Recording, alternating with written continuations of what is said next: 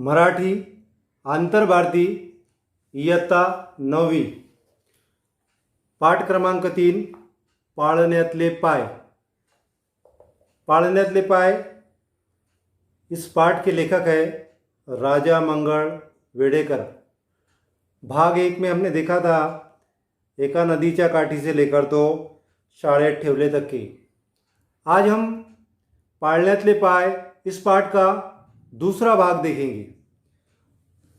तो हमने देखे थे कि आइजैक न्यूटन नाम का एक छोटा सा बच्चा जो हमेशा कुछ ना कुछ करने की फिराक में रहता है, उसको परेशान होकर उसकी आजी एक दूसरे गांव के स्कूल में भेज देती है। तो आइए देखते हैं पेज नंबर 7 पर। अभी तक आपने किताब अपने हाथ में नहीं ली होंगी तो किताब हाथ में लेकर मेरे इस वीडियो को देखें। जब मैं किताब की लाइन पढ़ता हूँ तब आप किताब की लाइन पर ध्यान रखें, और मैं जब उसको समझा कर देता हूँ, उसको एक्सप्लेन करता हूँ, तब आप मेरी तरफ देखिए। देखिए, एकदा काय झाले, वर्गात गुरुजी धडा समजावून देत होते। एकदा काय झाले, एक बार क्या हुआ, उनके जो टीचर थे वो शिक्षक वो लेसन समझा रहे थे, पण हा मुलगा मात्र खिडकीतून बाहेर बघण्यात दंग झाला होता। लेकिन ये जो आइजैक है ये बाहर देख रहा था, और बाहर भी ऐसा देख रहा था कि उसका क्लास में कुछ भी ध्यान नहीं था। त्याचे गुरुजीकडे काही लक्ष नव्हते। हे पाहून गुरुजींना राग आला। त्यांनी विचारले, बाहेर काय बघतोस? जब गुरुजी ने देखे कि ये बच्चा बाहर देख रहा है तो गुरुजी को बहुत गुस्सा आ गया। मुझे भी बहुत गुस्सा आ जाता है जब मेरे पीरियड में कोई बाहर देखता है। तो एक बात बच्चों ध्यान में रखना कि हमने कभी भी जब हमारे सर हमको कोई टॉपिक समझा कर देते हैं तब खिड़की से बाहर नहीं देखना चाहिए। गुरुजी को बहुत गुस्सा आ गया। उन्होंने पूछे, बाहर काय बघतोस? तू बाहर क्या देखता है? मुलाने उत्तर दिले, गुरुजी ते पहा ढग कसे धावत आहेत आभाळात, हवेत केवढी शक्ती आहे ना, पहा ढगांना कशी पळवत नेत आहे ती। उसने कहा कि गुरुजी देखो कितने बादल आसमान में आ गए हैं और कैसे भाग रहे हो बादल, हवा में कितनी शक्ती है ना। हवेत जर एवढी शक्ती आहे तर तिचा उपयोग का नाही करून घेतला जात? आणि तो म्हणाला कि हवेमध्ये जर एवढी शक्ति आहे, हवा में जब इतनी ताकत है तो उसका इस्तेमाल क्यों नहीं करते? गुरुजी को तो पहले गुस्सा आया हुआ था। गुरुजी ने कहा कि सांग हवेला हात वर करून म्हणजे तुलाच ती उडवून नेईल। बोल उस हवा को, फिर वो तुझे ही उड़ाकर ले जाएंगी, गुरुजी म्हणाले। गुरुजी ने कहा। सारा वर्ग खो खो का हसू लागला। पूरे क्लास के बच्चे जोर जोर से हंसने लगे, पण त्या मुलाने आपला छंद काही सोडला नहीं। लेकिन उस लड़के ने अपना जो छंद उसको लगा हुआ था वो छंद उसने नहीं छोड़ा। त्याचे विचारचक्र फिरतच राहिले। उसके विचारचक्र, उसके दिमाग में ख्याल विचार आते चले थे। त्याच वेळी गावाबाहेरच्या डोंगराजवळ एक प्रचंड पवनचक्की बसवण्यात येणार आहे असे त्याला कळले। आणि त्याच वेळेमध्ये काय झालं की गावाच्या बाहेर एक प्रचंड पवनचक्की, पवन म्हणजे पवन यानी हवा, पवनचक्की हवा से घूमने वाली चक्की बैठाई जा रही है। ही बातमी कळताच हा मुलगा ताबडतोब तिकडे गेला। पाहतो तो खरेच काही मजूर पवनचक्कीचे मोठमोठे पंख तिथे बसवत होते। जैसे ही आइजैक ने सुना वैसे ही आइजैक दौड़ते हुए कहाँ गया? गांव के बाहर जहाँ पवनचक्की का काम चालू था। जाकर देखा तो सही में बहुत सारे मजदूर वहाँ पर काम कर रहे थे। त्याला फार आनंद झाला, बहुत खुशी हो गई उसको। त्याचे औत्सुक्य वाढले, उसके अंदर का जो जिज्ञासा थी उसकी वो जिज्ञासा और बढ़ गई। त्याने त्या मजुरांना कितीतरी प्रश्न विचारले। मजूरों को प्रश्न पूछने लगा, हे काय नी ते काय, ऐसा का नहीं तसं का. वो मजदूरों से सवाल पूछ रहा है. मजदूरों को थोड़ी पता होता है. तिथेच त्याच्या एका मित्राचे वडील होते. तिथेच काय झालं, तिथेच एक त्याच्या मित्राचे वडील होते. उसके एक दोस्त के पिताजी थे. या मुलाची उत्सुकता पाहून त्यांना कौतुक वाढले. उनको बड़ा ताज्जुब हुआ. एक छोटा सा बच्चा और एक के पीछे एक सवाल पूछ रहा है, पूरी मालूमात जानने की कोशिश कर रहा है. त्यांनी या मुलाला पवनचक्की संबंधीची सर्व माहिती समजावून दिली. त्या मित्राच्या वडिलाने काय केलं, याला आयझॅकला पवनचक्की संबंधीची सर्व माहिती समजावून दिली. ही माहिती मिळताच त्याला वाटू लागले की ही मोठी पवनचक्की तयार होण्याच्या आत आपण लहान पवनचक्की तयार करावी. त्याला असं वाटलं की आपण लहान चक्की तयार करायला हवी. कोणाच्या आधी ती मोठी चक्की तयार होण्याच्या आधी आपली लहान चक्की तयार करायला हवी. मनात येताच स्वारी त्याच कामाला लागली. आणि जसंच त्याच्या मनामध्ये आलं, जैसे उसके दिल में आया वहीं से उसने काम शुरू कर दिया. आवश्यक वस्तू जमवल्या आणि बऱ्याच खटाटोपानंतर त्याने पवनचक्की तयार केली.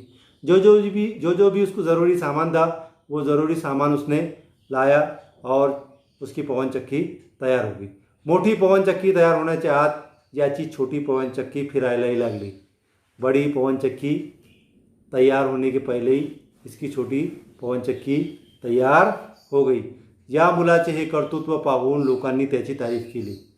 आणि लोकांनी जेव्हा हे पाहिलं, लोगों ने जब ये देखे, इसका ये काम देखे, तो लोगों ने उसकी तारीफ की, त्याला शाबासकी दिली, उसको शाबासकी दी.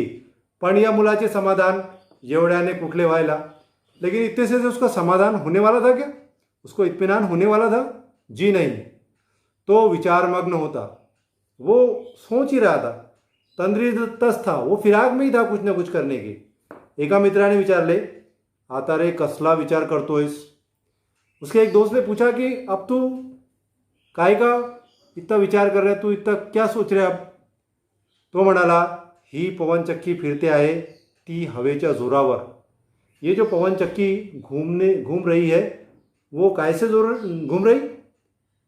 हवा से घूम रही है. पण भिंतीमुळे पुरेशी हवा घरात येत नाही, म्हणून व्हावे तेवढे काम होत नाही. दीवारों की वजह से घर के अंदर उतनी हवा नहीं आती, इसलिए चक्की बराबर नहीं घूमती. तेवढ्यात एक पिटुकला उंदीर तिथून पळाला. तेवढ्यात काय झालं, एक पिटुकला, एक छोटासा चूहा वहाँ से भागा. पड़ताना त्याच्या धक्क्याने ती छोटी पवनचक्की फिरली. और जैसे ही वो भागा तो उसके धक्के से क्या हुआ कि वो चक्की जो है वो फिरने लग गई. हे पाहून त्याला चटकन युक्ती सुचली. आणि जसंच त्यानं हे पाहिलं त्याला युक्ती सुचली. उसने जब देखा तो उसके दिल में, उसके दिमाग में एक आइडिया आ गई. त्याने एक लहानसा डबा तयार केला. एक खिळा ठोकून तो पवनचक्कीला जोड़ला. उसने एक डब्बा तैयार किया और उसको खिला बांधकर पवनचक्की से जोड़ दिया. मग एक मोठा उंदीर पकडून त्या डब्यात बंद करून ठेवला. आणि त्याने काय केलं, एक मोठा उंदीर याने क्या होता, उंदीर म्हणजे बोलो, हाँ, उंदीर म्हणजे चूहा. एक मोठा उंदीर, बड़ा चूहा उसने पकड़ लिया और उसको डब्बे में बंद कर दिया. डब्यातला उंदीर बाहेर पडण्यासाठी जोराने डब्यात फिरू लागला. डब्यातला उंदीर बाहर निकलने के लिए जोर से डब्बे के अंदर वो फिरने लग गया. आता मात्र त्या उंदराबरोबर डबाही फिरायला लागला आणि त्याबरोबर पवनचक्कीही फिरायला लागली. उस चूहे के साथ साथ वो डब्बा भी फिरने लगा और डब्बे के साथ साथ वो पवनचक्की भी फिरने लग गई. आता मात्र त्या मुलाला खरा खुरा आनंद झाला. अब उसको बहुत आनंद हो गया, अब उसको बहुत खुशी हो गई. त्याने घेतलेल्या कष्टाचे, श्रमाचे फळ त्याला मिळाले होते. उसने जो मेहनत किया था वो मेहनत का फल उसको अब मिल गया था. त्याच सुमारास त्याची आजी त्याला भेटायला म्हणून तिथे आली. और उसी टाइम में उसकी आजी, उसकी दादी उससे मिलने के लिए वहाँ पर आ गई. तिने आयझॅकबद्दल गुरुजीकडे चौकशी केली. तेव्हा ते म्हणाले, उसने आयझॅक के बारे में उसके शिक्षक से पूछा तो उसको पता चला. उसके शिक्षक ने जवाब दिया, मुलाचे पाय पाळण्यात दिसतात. बच्चे के पैर, कहते हैं पूत के पैर पालने में दिखते हैं।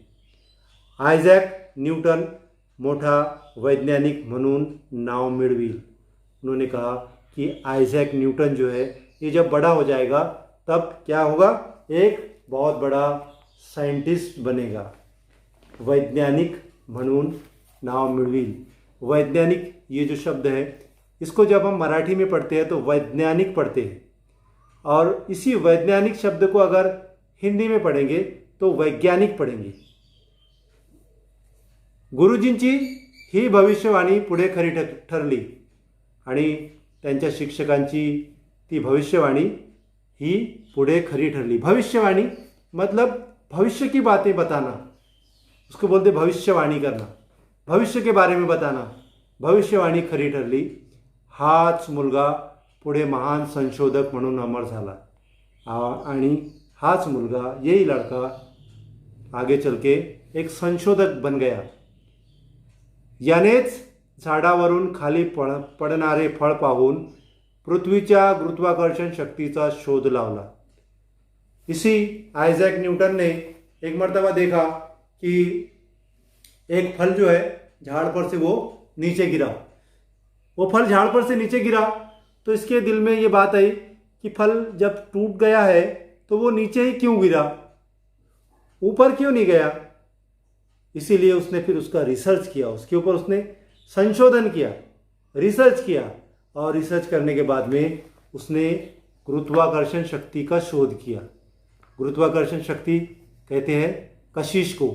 जैसे हम कोई चीज़ ऐसी ऊपर फेंकते हैं तो ऊपर जाने के बाद वो ऊपर ही नहीं रहती, वो नीचे आ जाती है, उसे कहते हैं गुरुत्वाकर्षण शक्ति। उसको उर्दू में कहते हैं कशिश। आधुनिक विज्ञानाला न्यूटन ने ही मोठी देणगी दिली, और इस आधुनिक मॉडर्न साइंस को कहते हैं न्यूटन ने बहुत बड़ा गिफ्ट दिया ये शोध लगा के। तो प्यारे बच्चों, मैं उम्मीद करता हूँ कि आपको पाळण्यातले पाय भाग 1 और भाग 2 दोनों भी समझ में आ गया होगा। अगर आपने भाग 1 नहीं देखे तो आप भाग 1 भी देख लीजिए।